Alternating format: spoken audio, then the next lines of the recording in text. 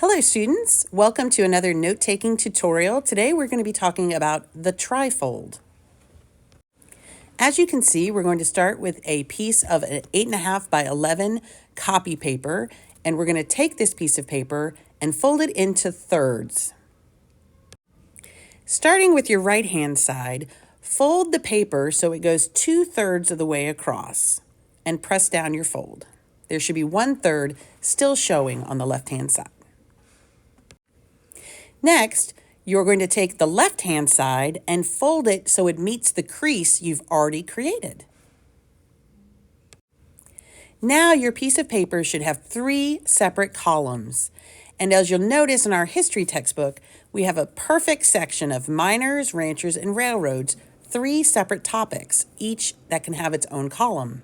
We're going to have miners at the top of one, ranchers at the top of another, and railroads at the final section.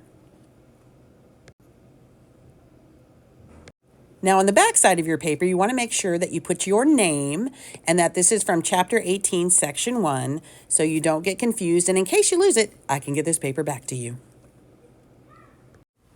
Now as you go through the chapter and read your sections, you're going to find the big ideas that are important. You're going to write your big idea and then any supporting details that help with the big idea. Some big ideas might have 2 or 3 supporting details and some might have none. Any vocabulary words you find in that section, put the vocabulary word and its definition. This style is really flexible, and if you have a section that only has 2 headings, feel free to make a bifold where you just fold the paper in half. It's great as a study aid for tests, and if you don't have enough time for the detail of an outline, this is a good backup plan to use.